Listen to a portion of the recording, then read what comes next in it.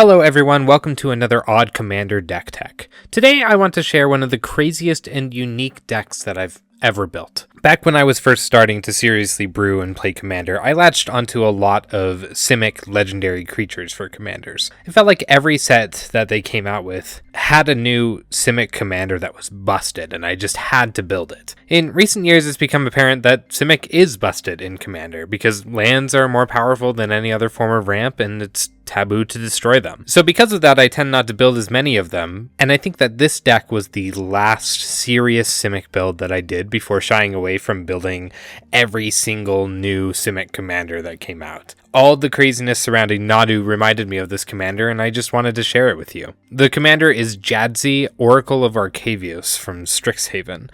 Before we go into what Jadzi does, I was amazed at the explosive nature of the deck. I've never seen a broken Simic commander that did quite what Jadzi did. To make this deck even more unique, at the time, I had a deck constraint that I could only use cards that were printed in non-commander products from that same year. That year, up to that point, had Kaldheim, Time Spiral Remastered, and Strixhaven, and that was it. The deck was really streamlined. It didn't need any other sets to make it really pop off in the first game that I played with it.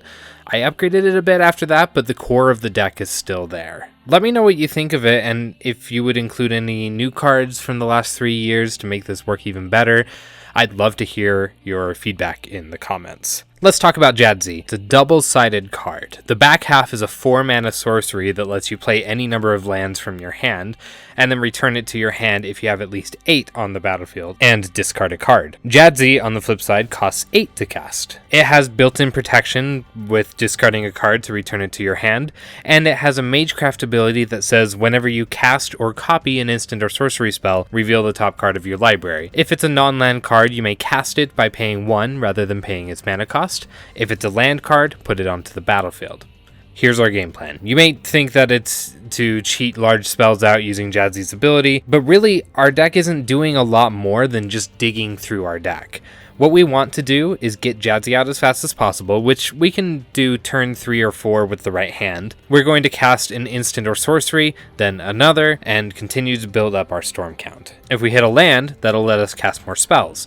If we hit a spell, most of our spells in our deck help us with card advantage and let us dig further. And finally, we're going to win by having 0 cards in our library with cards like Jace, Wheeler of Mysteries or Thassa's Oracle. The first iteration of this deck used Laboratory Maniac since it was in Time Spiral Remastered, but we're going to go with ones that can win us the game on their own. First, let's talk about card advantage. Card advantage helps us both control the top of our deck, as well as have something cheap to cast that's going to help us get more cards out of our library. I have a lot here, but let's go over the key ones. Archmage Emeritus is a powerful card. In this deck, it's scary. Every time we cast or copy an instant spell, it's going to draw us a card. This is going to make it very easy to quickly dig through our deck. However, this could be our downfall because if our storm count is too high, we're going to end up running out of cards and then just end up dooming ourselves rather than winning. Be sure that you either have a way to control your storm count or you have Jace out to make it so you can win if you hit the bottom regardless. Teleria West can help us find a 0 costing card to put into our hand. Usually we're finding a counterspell with this because Pact of Negation is free. Merchant Scroll and Mystical Tutor are also helpful for both triggering Jadzi and finding value pieces to help us continue the chain. Time of Need and Primal Command are in the deck to search for specific creatures. You could use this to find Thassa's Oracle, or you could use for one of our mana reducing creatures. Either way, this gives you a lot flexibility. Everything else in this category is a cantrip or close to a cantrip. These will help us draw or scry or make sure we are able to hit the cards that we need. I'm not going to go through them all because it's a really long list. You can see them in the deck list below, but you'll see a lot of Strixhaven cards and Time Spiral Remastered cards that help us achieve this. And I think most sets are equipped to have this kind of blue cantrip spell in abundance. Next, let's talk about interaction. Now, hitting interaction off the top of the deck feels bad, especially when it's a counterspell, but having these in hand is helpful for getting rid of threats that come for our game plan, and so they're important to have in the deck. Beast Within, Pongify, and Reality Shift are some of the best spot removal in Simic. Chain of Vapor is an interaction piece, but it's also a way to get a couple of extra copies on the stack, and triggers on Jadzi if we target our own stuff. We usually have so many lands that it's not going to be a problem to sacrifice a few. Counterspell, Delay, Mystic Confluence, Negate, and Pact of Negation make up our suite of counterspells. Again, even if we cast these off the top with either no target or targeting something that's already on the stack, it's helpful for us to at least cast the spell and trigger Jadzi. As if the backside of our commander wasn't good enough ramp, we have a bunch of extra ramp for this deck. Most importantly, we have cards like High Tide and Turnabout that increase the effectiveness of our lands.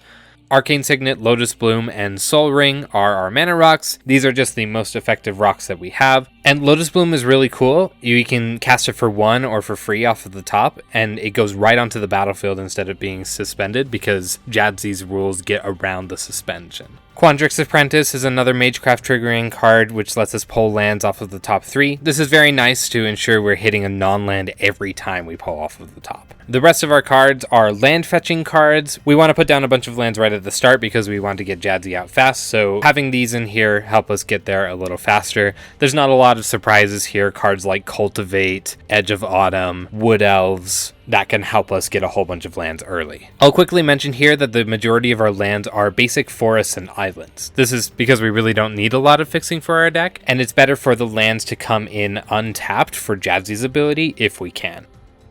Next, let's talk about Recursion. We're going to run into situations where we don't get all of the pieces that we want or need, and we end up having to discard cards. So let's include some ways to get them back from the graveyard.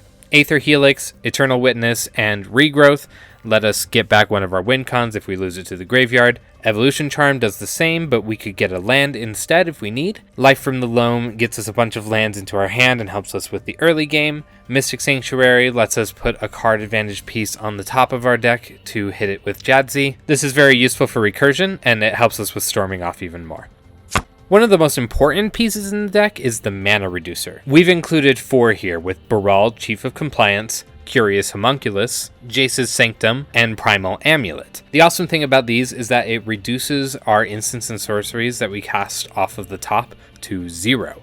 If we hit even one of these, we're now flying through our deck much more quickly than before. I'd say that Baral and Jace's Sanctum are probably the most useful ones, but any one of them could quickly accelerate your game.